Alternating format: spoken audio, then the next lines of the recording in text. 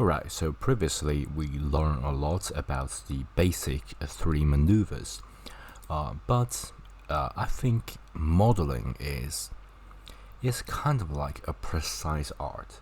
So basically, you can't get away with like a painterly sort of thing, right? By the way, I'm also a digital artist, so I paint a lot, I draw a lot.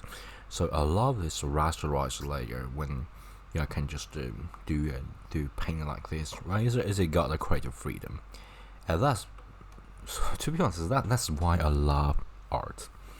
But for modeling, you should go precise.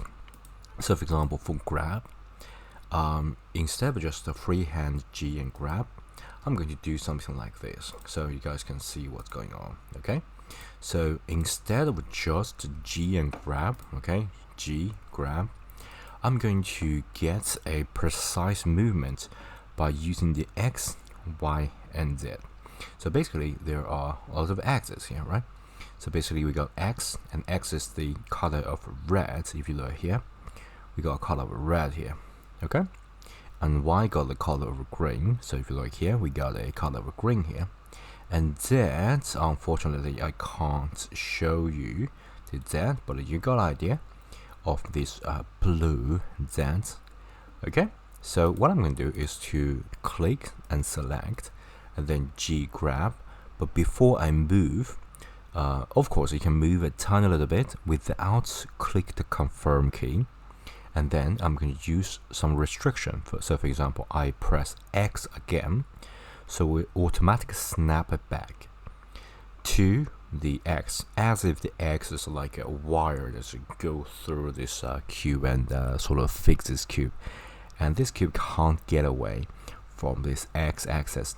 So this time when you push forward your mouse or push backwards, you actually push this cube alongside this X axis. You can push it further away from the X axis, or just to bring it closer, but you know what, it never get away from the X axis.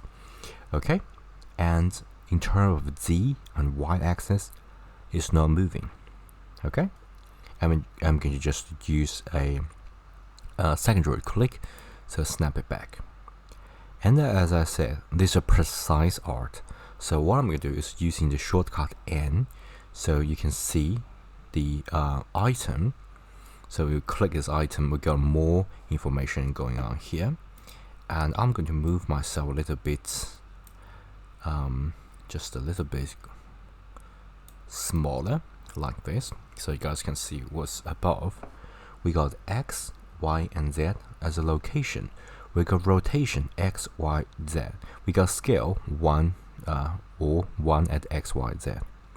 Okay, so if I click and I click drag, G grab, and I input X, so you guys can see the Z and Y is keep at 0, but X is constantly moving, right? If I push forward, it become minus, right? And then if I drag, it become positive, like 1, 2, 3, 4, 5, 6. Okay, so basically it sort of forced the X to change while keeping the Y and Z unchanged. That's basically how you can using the axis as a kind of restriction. The same goes for Y and Z.